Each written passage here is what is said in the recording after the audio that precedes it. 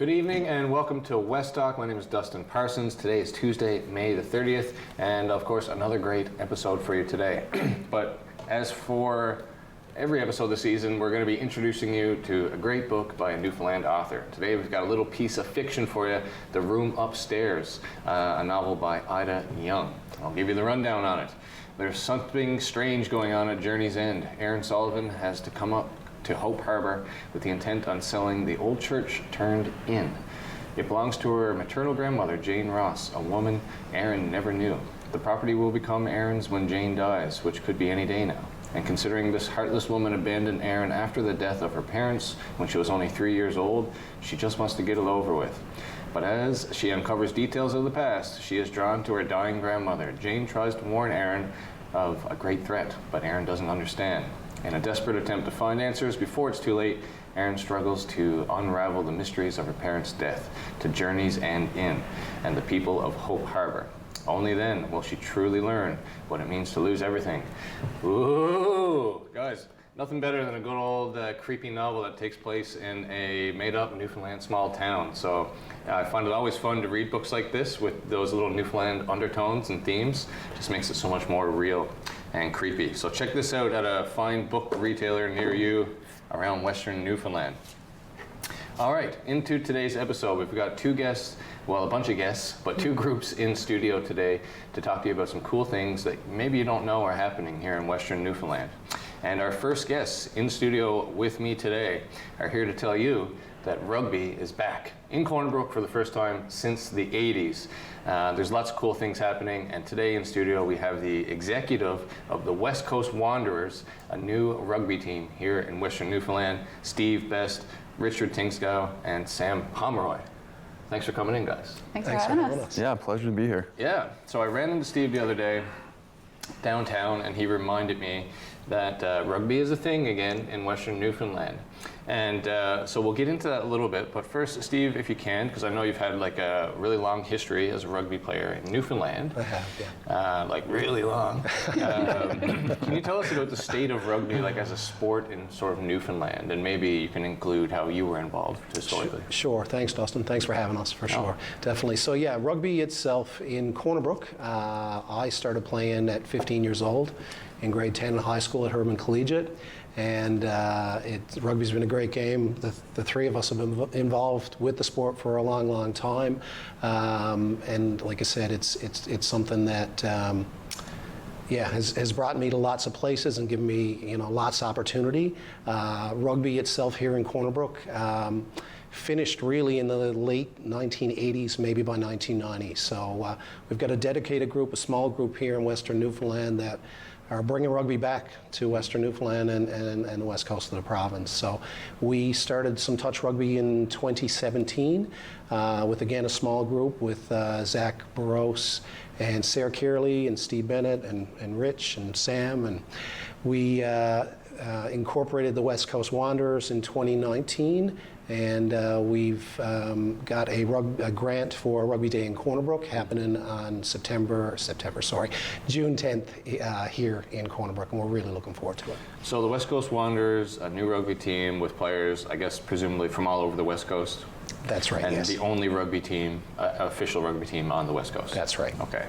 And so the game you guys have coming up, you mentioned before, and like you said, is the first refereed proper sanctioned rugby game in Corner Brook since the last one in probably the late 80s. That's right, yeah, over 30 years ago. So what do you think caused that gap?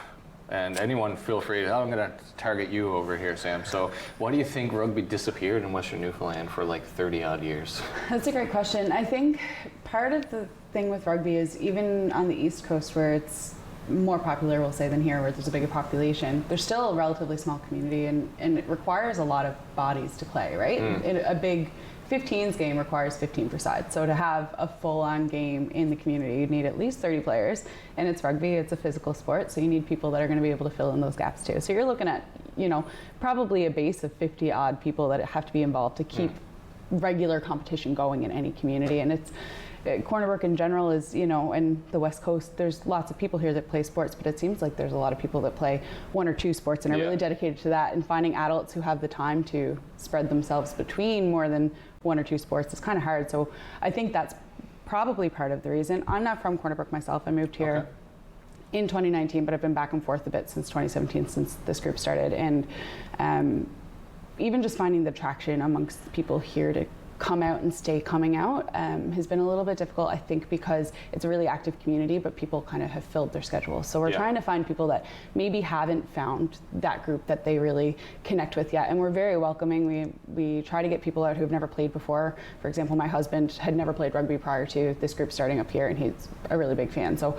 he's one of these people that does play 3 or 4 sports normally. So we're looking for people that are looking for a new activity to play, or, you know, just get a bit of physical activity. And we don't do contact at our regular practices, so it's not like you're signing up to come out and smash into each other all over the place. So the risk of injury is much lower than if we were all, you know, untrained and just going out and hitting each other without knowing how to do it.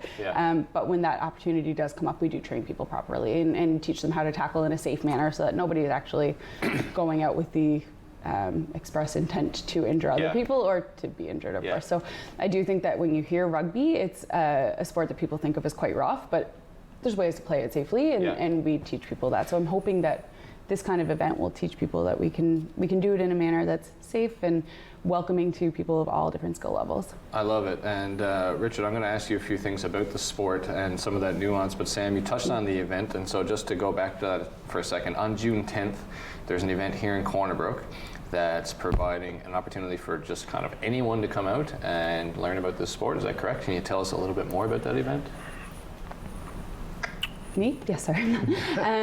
So on June 10th, Richard applied for the Participation Community Challenge Grant in, I believe it was in January, earlier this winter. And that's a Government of Canada sponsored program that brings different activities of, I guess, physical activities mostly, to the communities to help support building up things that will be able to reach out to people in the community that might not always have opportunities. So we're offering this event free of charge. It's on June 10th. So anybody's welcome to sign up, ages 5 and above. So we have a session in the morning from 9:30 to 11:30 for 5 to 14-year-olds. And then from 12 to 2, we have 14 or 15 plus.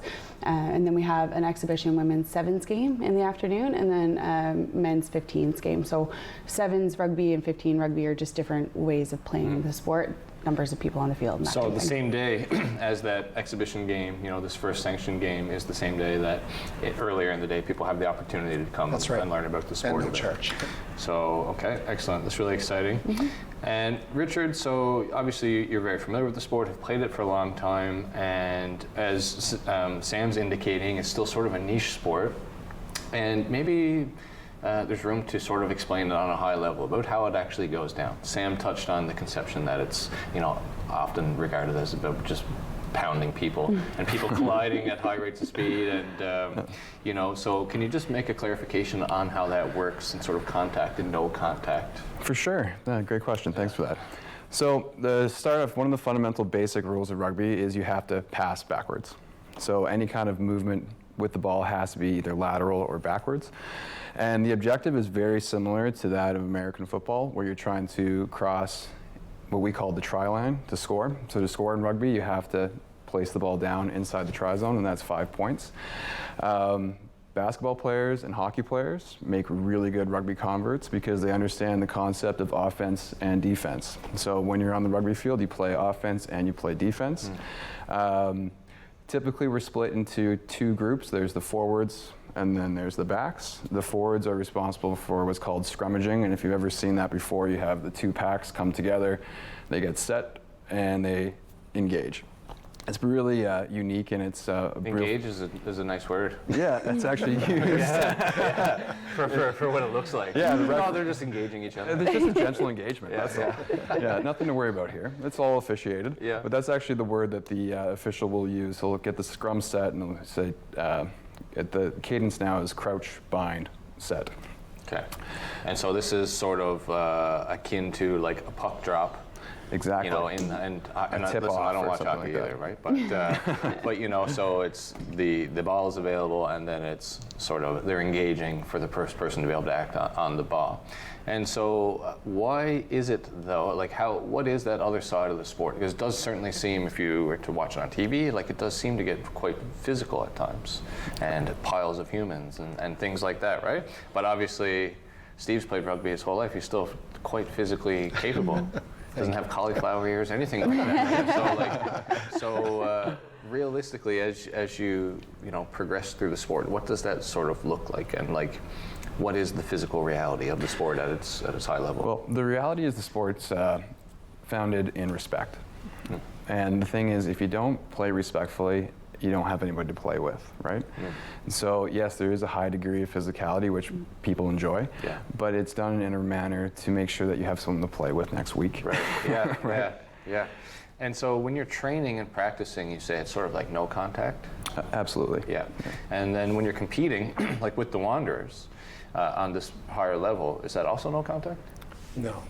So we play in the George Street Festival Sevens with the West Coast Wanderers in St. John. So we have a dedicated group here that travel every year for the Sevens tournament, and that will be a contact tournament. But as Sam alluded to, it'll be 7-a-sides. So so it works a little different from a player perspective versus we work with each other, get a couple bumps and lumps in, so it's not the first time. Yeah, well, that's kind of where I'm trying to go with this. Is so you know, if you're cultivating this sort of grassroots sports situation here, and you want to welcome people into it, and with this no contact approach to make the training really fun and safe and everything, and then you have to compete. Then it's full contact. Absolutely. How do you bridge that, like as an organization? You know, do you have a plan, or is there already a process you know of to sort of walk people from this region where no one really knows how to play the sport? Absolutely, to teach them and bring them up to full contact? One of our club members, Donald Malaba, is a level 2 IRB, International Rugby Union certified coach. So he comes with a great skill set on how to safely bring people up to that speed and into contact. And we start slow and simple. The simple thing is you learn how to fall down first. Yeah. Right? And it's all about building pace and building pace up so that you get familiar with the motions, how to fall, how to protect yourself, and also how to tackle, right? Because it's all about staying safe and keeping your head in the right spot. Right. Which is attached to your neck, shoulders. Guys, this all sounds really fun. I can't wait to come out. I've never seen a rugby game. As you can tell, I have lots of questions and curious about it, so I'm looking forward to coming out on the 10th, learning more about the sport myself. And we just got the light from our producer, which means we just have less than a minute left. And so, Sam, I think there was some sponsors you maybe wanted to give a shout out to as people who've helped develop this club. Absolutely. So I'd like to thank our local and government sponsors. So we have the Participation Community Grant, the Premier Siding and Windows Company, Sprout Marketing, North Tech Engineering Services, Napa Corner Brook, Newfoundland Fasteners Limited, Corner Brook Industrial, Western Hydraulic and Mechanical Limited, Summerside Lions Club, Castle Carpet Limited, Brothers and Associates Law Office, Lions Club of Corner Brook, and Northridge Development. Awesome. Yeah. So great to see so many of our top business partners here in the community supporting this. So hopefully a signal of a really growing and future booming sort of new sport that you guys, I'm sure, will all be proud of developing here. So thanks for coming down to the studio, and we will watch you collide on June 10th. And if there's anything else that comes up, any other developments in rugby as a sport here in Western Newfoundland, please let us know so we can let our viewers at home know. Thank you so much. Thanks for Thanks, having guys. us. We're going to take a quick break, and we'll be right back to tell you what the K-Box Geopark is. Stay tuned. There's a group of people in Western Newfoundland who are pushing to get our region recognized with a UNESCO designation. They are called the Aspiring K-Box Geopark, and here to tell us a little bit more about that is chairperson of this board, Mr. Paul Weisel. Paul, thanks for coming down today. Hi, Dustin, it's a pleasure. Yeah, so I wanted to talk to you because, and I've known what you've been doing for a while, but I saw you give a presentation over the winter at Marble Mountain and that journalist conference that was there, and it kind of opened my eyes to really what it is you guys are working on. And many people might have heard about this movement, we'll say, but can you start by explaining to the people what is a geopark and why is it that you and the board are pursuing this designation? A geopark is, I guess, a regional designation that focuses on the geology, significant geology of a particular landscape. It has to be a contiguous area, meaning there can't be bits and pieces. It has to be connected. And in our case, we're applying for official status on the UNESCO Global Geopark Network, which came about actually in 2018 at the 38th General Council of UNESCO. And so it's a fairly new designation, and it's on par equally with World Heritage Sites and Mana's Biosphere. So there are three UNESCO designations, each now with their own brand, with similar colors and so on. And so we'd have basically equal status with Grossmore National Park or Red Bay or Mistaken Point. Because they are UNESCO heritage designation. sites. They're UNESCO World Heritage Sites, but we'd be a UNESCO Global Geopark. Okay. It's sort of a sister designation. So it's interesting because, you know, a lot of people might know that Grossmorn originally sort of got that designation also because of its unique geology. That would be the primary reason, because of its geology. Back in the 60s and 70s, geologists, Newfoundland geologists or geologists working in Newfoundland, like Robert Stevens and Harold Hank Williams, they did a lot of work on the ophiolites here. That would be the massifs from Lewis Hills, Bowman Mountains, North Arm Hills, and the Tablelands, but especially the Tablelands after the area was designated National Park. But at any rate, they did a lot of work here, and after that work and the becoming a national park, then they went one step further to become a UNESCO World Heritage Site, which they achieved back in, I guess it was in the 70s sometime. Yeah.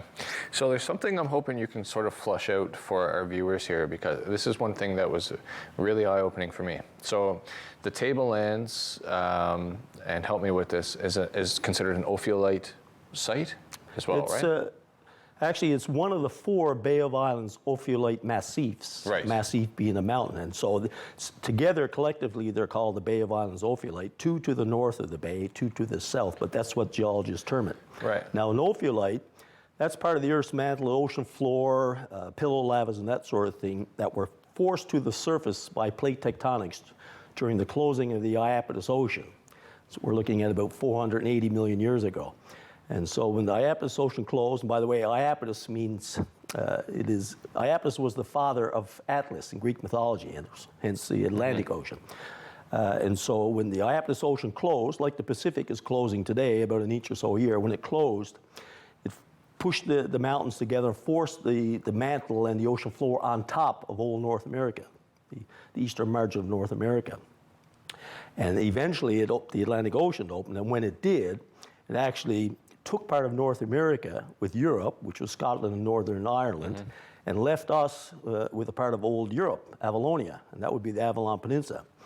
And I like to kid some of the geologists and friends in Europe and the East Coast is that I think they got the better deal. But at any rate, so when the Iapetus Ocean closed, not only did it push up the mantle and the ocean floor, but it also pushed up the coastal margin. And that's what we see in the low hills around the Humber Arm, Middle Arm, the lower Humber Valley. And so we have a lot of folding and faulting. So that's the continental margin. Transported continental margin in some cases, which means it was actually pushed away from its original location in relation to the foundation. So Paul, this sort of helps explain why overall this geology is unique from Grossmorn on down. But to help me paint a picture here, because one thing I realize, we all know about the Tablelands. We've all seen these photos. Most of us have been there at this point, and you see this strikingly unique geology, very different rock, very different terrain. What I didn't realize is that you find these similar formations here in the Bay of Islands, like on both sides of the Bay of Islands. Absolutely. And then so when you look at a map, like if you look at Google Earth of Newfoundland, then you really, when you're looking for this, you see the Tablelands up there, and then you see these 2 big, round, strange colored formations right there, right outside the Bay of Islands. That's right. Right? So, so it's exciting, and it seems to me that the same reasons that the Tableland and that area got the attention it did and the designation it did was largely because of the geology, which seems to be the same right over here outside of the park. Like there's a lot of similarities. Absolutely, yeah. So it's all part of the Bay of Islands ophiolite with the 4 subsections. And if you look at all of them, the eastern side would be the mantle section, which is composed primarily of peridotite, an ultramafic rock, and it's that rust colored because it actually oxidized when exposed to air. And to the west, on all 4 of them, you find part of the ocean floor, which is the mantle, above the mantle. And that would be composed primarily of gabbro, which is a light gray rock, but it's more hospitable to plants. So oftentimes it's covered with some stunted vegetation and grasses and so on. So is this like what people might see around the Serpentine Valley area? Yeah, the entrance to Sims Gulch or the Gregory Mountains or Cape Lomanon on top. It has more vegetation because it's more hospitable to plants, but it's still there, and it's actually part of the ocean floor that was on top of the mantle. And so it's quite an interesting part of the story. To the east, on all four of them, you have the mantle, the rust color, and to the west, you have the gabbro, the ocean floor. So it's almost like you're seeing, a cross-section of the Earth sort of on its side here. And That's right. Right? And underneath all of it, you'd have the sedimentary rock from the actual continental margin of ancient North America. So that would be limestones and sandstones and stuff. And on the Lewis Hills, there's one valley, Travertine Canyon, where the actual limestone is percolating up through becomes travertine, which is calcium carbonate, I think it is, that leaches out from the surface, kind of like stalagmites and stalactites, and it comes down the side of the slope because that limestone is underneath all of this stuff. So one was pushed up on top like a layer cake, so to speak. And it's making these formations in there? Yeah. So it's quite an interesting story, and the more you learn about it, the more you want to learn about it. It kind of sucks you in. I mean, on some levels, it's so complicated, but on other levels, you can just go and start looking around and noticing with your eyes sort of some of these differences. Another interesting aspect of an ophiolite, it also includes what they call pillow lava. And pillow lava, you'll see it in Bottle Cove and Little Port on the north side of the bay and near the tablelands. What that is, when these continental crusts and so on collide, these tectonic plates, oftentimes there's volcanoes, like off the coast of Alaska, Aleutian Islands, or the Lesser Antilles years ago in the Caribbean. And these lavas, these volcanoes are underwater, and when they erupt on the ocean floor, the ocean water makes them cool rapidly, and they form shapes like pillows, round rocks, and they call that pillow lava. And so this area, the coastal area between, say, Cedar Cove all the way up to, I guess, Green Gardens Trail, much of that would have been this island arc in the Iapetus Ocean, which would be probably about 20 million years older than the mountains themselves. Interesting. Yeah, you can see, you mentioned Green Gardens, a good site to view that pillow lava there. I think a lot of people who've hiked in have seen.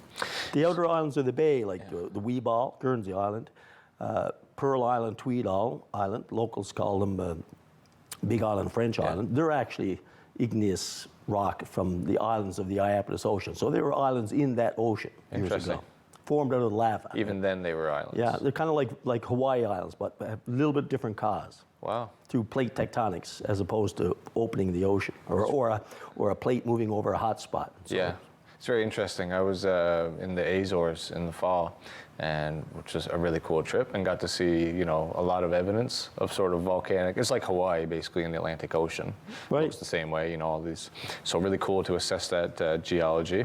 Now, so we look at what happened with Gros Morne Park when that receives its designation. Now, internationally recognized and known as a destination and forest geology and culture and everything else. So it seemed like designating that area as a park worked. And I know originally I've heard these stories that, that could have been over here and that there was some attention being paid to the Bay of Islands area in terms of maybe establishing a park. But let's say that all the efforts that the Geopark Board is putting in to get this special area recognized, it works out. It seems like you guys are tracking for success here. When we get this designation, what does that mean? What does that mean for people who live here? What does that mean for business owners? What does that mean for people who want to freely use that country? Well, to start with, global geopark designation is non-statutory. So there's no legislation required and no laws like creating a national park where you have to set up all these laws, restrictions, so on. No land ownership issues. So we don't have to own the land. No restrictions on current land use. So you can still hunt and fish and snowmobile out, gather wood and pick berries, all those wonderful things that you always did, you can still do. And it's not very costly. There's no fees that we have to pay, high, expensive costs and so on. And so it's a good fit. But what we hope to do in the area, and the benefit is that, for instance, Gros Morne National Park, and I have an inn just north of the park, operated for 24 years. At any rate, all the studies of the park indicate that 90% of the people that are traveling there are new first-time visitors. But everybody loves Grossmore National Park. And what that tells me is that people, when they come for a week or what have you, they can do basically whatever there is to do. And so now with a similar designation here, with a much larger landscape that's similar, that people enjoy, now they have a reason to come back. To come back to do this equally impressive but yet different landscape. And so hopefully that'll encourage tourism development. So it appeals to a similar traveler, to the same type of traveler, and it gives them an opportunity to extend their time in Newfoundland and explore more. That's right, and then come back again. Yeah, absolutely. I think this all sounds really exciting. And if there's people out there watching now, we just got the 30-second warning from our producer. So if there's people out there who are watching this now and they maybe want to get involved, or maybe they just want to learn a little bit more about sort of what we're discussing here, where would you point them? Well, to start with, like anybody, we have a Facebook page with a lot of current issues, but we have a website, kboxgeopark.org. So you can learn a lot about us there, a lot more, always adding information. Currently, we're undergoing a geosite identification with internationally important geologists. But you can go there, Facebook, the International Appalachian Trail, which is proponent here in Newfoundland and Labrador. We have a new website, iatnl.org, which we're going to launch soon, which has nearly 10,000 photos, many of which are in that area. So you can learn a lot about it there too as well. So most of which taken by you. Good man. That's awesome. Well, Paul, I'm really hoping, and I'll plant this flag right now, at some point this summer I'd love to take a walk through the Blommy Downs with you. Absolutely. And just to be able to experience the country with your eyes. So let me know when's a good time for that. Yep, certainly will. It should be a lot of fun. And hopefully everybody else who's interested in hiking and geology and our cultural natural heritage can get out there as well and enjoy it. Yeah, I hope so too. Thank you, Paul, for coming down here today. It's been a pleasure, Dustin. That was Paul Weisel from the Kbox Aspiring Geo Park. We're going to take a break and we'll be back to wrap up this episode. And that's it for today's episode. So go check out the room upstairs at a book retailer in Newfoundland near you. And on June 10th, make sure to head up to the sports field behind Corner Brooks High School for a day of rugby. Watch exhibition games and learn a little bit about the sport for everyone age 5 and up. And I also want to thank Paul Weisel for coming down here today to inform all of you about the Kbox Aspiring Geopark. So make sure at some point this summer you get yourself out there for a little hike and see what is actually so special about this area. That's it for this week. We'll be back next week for another episode of West Talk. Have a good night.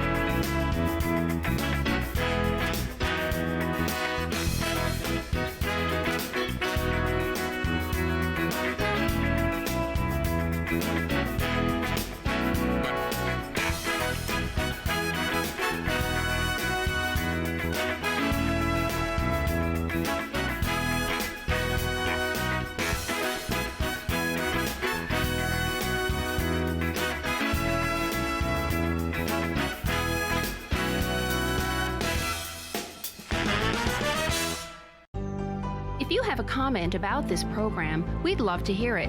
Email or call us, or send us your feedback through social media.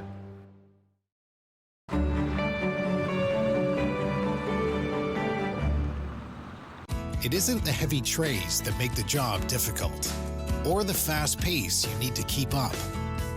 It's not working another double because someone called in sick.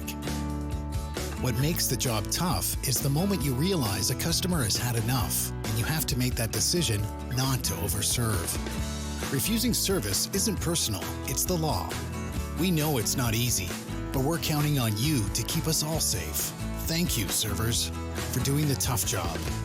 Looking for the best way to get the Major League Baseball games you want to watch? Rogers Super Sports Pack has you covered. With MLB Extra Innings, you'll have a premium ticket to out-of-market regular season games with all games available in HD. Don't miss the action from the games you want from both the American and National Leagues. MLB Extra Innings, part of the Super Sports Pack. For only $35.95 a month, Rogers customers get all this for one all-inclusive price. Order using your remote starting on channel 431 or visit Rogers.com today.